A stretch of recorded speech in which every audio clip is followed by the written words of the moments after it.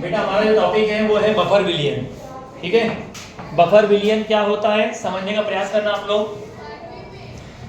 जितने प्रकार के विलियन हैं, चाहे वो अम्लीय हो चाहे वो क्षारीय हो, अगर कोई भी प्रकार का विलियन है तो उस विलियन के अंदर थोड़ा सा भी परिवर्तन यदि आएगा, थोड़ा सा परिवर्तन का मतलब है अगर आप उसमें मिलाएंगे अम्ल या क्या मिलाएंगे क्षार, तो कहीं ना कहीं उसका पीएच बदलेगा। ये क्या करेगा? बदलेगा। कैसे बदलेगा? अगर एक विलियन है जिसका पीएच आपको दे रखा है 10,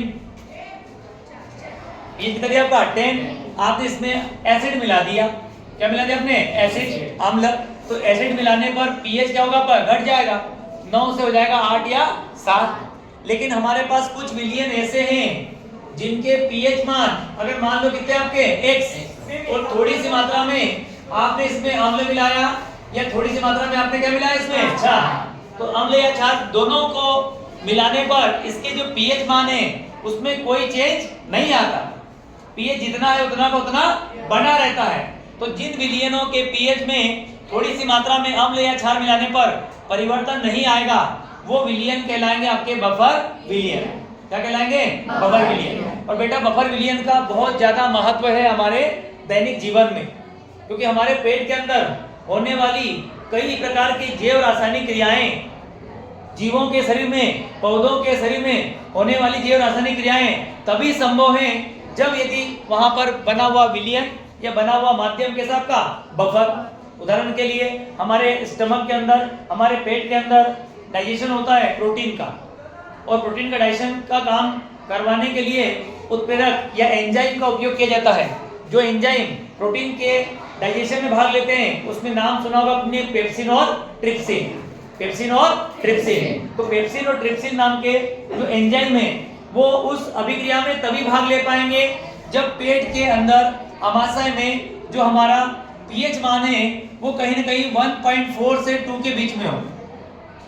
1.4 से 2 के बीच में अगर इतना पीएच अगर है विलियन का, तभी एंजाइम पेप्सिन और एंजाइम ट्रिप्सिन प्रोटीन का सिंथेसिस कर पाएंगे, प्रोटीन का डाइजेशन कर पाएंगे। अदरवाइज इनके द्वारा प्रोटीन का संश्लेषण या डाइजेशन नहीं होगा। समझे आप लोग? तो ये हमारे दैनिक जीवन में महत्व है किसका? बफर विलियन का। अब बफर विलियन होते हैं दो प्रकार के, एक होता है अम्लीय और एक होता है क्षारीय। अम्लीय बफर विलियन कब बनेगा? तो अम्लीय बफर विलियन बनाने के लिए हमें मिलाना पड़ेगा, किसको मिलाना पड़ेगा? हम बात करते हैं अम्लीय बफर विलियन की, जिसमें आपने लिया दुर्बल अम्ल। क्या लिया बेटा आपने? दुर्बल अम्ल। और दुर्बल अम्ल और प्रबल क्षार से बना हुआ लवण। दुर्बल अम्ल लिया और उसी दुर्बल अम्ल को किसके साथ मिलाया आपने? प्रबल क्षार के साथ। तो दुर्बल अम्ल और प्रबल क्षार से मिलकर क्या बना? लवण। तो जब इस दुर्बल अम्ल और इस लवण को आप मिलाओगे, इन दोनों को मिलाने पर जो विलियन, बफर विलियन हमें प्राप्त होगा वो कहलाएगा अम्लीय बफर विलियन। क्या कहलाएगा? अम्लीय बफर विलियन। कैसे? तो उदाहरण के लिए दुर्बल अम्ल के रूप में लिया आपने CH3COOH। क्या लिया बेटा? CH3COOH। और इस अम्ल का प्रबल क्षार के साथ बनाया लवण। इस अम्ल का प्रबल क्षार के साथ क्या बनाया? लवण। इसकी और इसकी अभिक्रिया हुई तो यहाँ से OH और यहाँ से H प्लस OH क्या बन गया आपका? H2O। और H का विस्थापन किसने किया? Na ने। तो जो लवण यहाँ पर बना उस लवण का सूत्र बन जाएगा CH3COONA। CH3COONA। तो जैसे की परिभाषा है अम्लीय बफर विलियन की, जब किसी दुर्बल अम्ल में उसी अम्ल के प्रबल क्षार के साथ, उसी अम्ल के प्रबल क्षार के साथ बने लवण को मिलाया जाता है। दुर्बल अम्ल में दुर्बल अम्ल और प्रबल क्षार का जो लवण है, इन दोनों के मिलने से बनने वाला लवण, उसको अगर हमने मिलाया तो इन दोनों को मिलाने पर जो मिश्रण बनेगा वो मिश्रण कहलाएगा अम्लीय बफर विलियन। क्या कहलाएगा? अम्लीय बफर विलियन। परिभाषा के अनुसार आप देख पा रहे हैं एक दुर्बल अम्ल में क्या मिलाया है? लवण।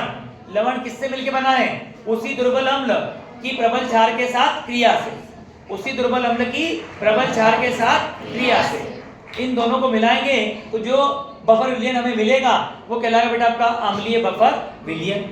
नंबर 2 क्षारीय बफर विलियन। नंबर 2 क्या बेटा आपका क्षारीय बफर विलयन। जैसा कि आपने परिभाषा में लिखा हुआ है, किसी दुर्बल क्षार, तो दुर्बल क्षार के रूप में मैंने लिया NH4OH। क्या लिया? NH4OH। और इसी दुर्बल क्षार का लवण बनाया किसके साथ में? प्रबल अम्ल के साथ। इसी दुर्बल क्षार का क्या बनाया मैंने? लवण। किसके साथ मिला करके? प्रबल क्षार के साथ। तो यहां से H और यहां से OH, क्या बनाएंगे? H2O। और OH का विस्थापन किससे होगा? Cl से।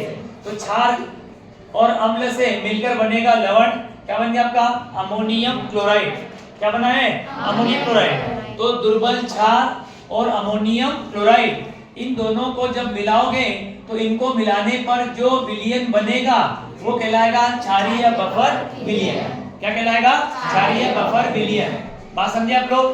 किसी दुर्बल क्षार तथा उस क्षार का प्रबल अम्ल के साथ बना लवण, किसी दुर्बल क्षार और उसी दुर्बल क्षार का प्रबल अम्ल के साथ बना लवण, इन दोनों को जब मिलाते हैं तो इन दोनों को मिलाने पर जो मिश्रण तैयार होगा वो मिश्रण कहलाएगा आपका बेटा क्षारीय बफर विलयन। क्या कहलाएगा? क्षारीय बफर विलयन। एग्जांपल नोट करें आप लोग।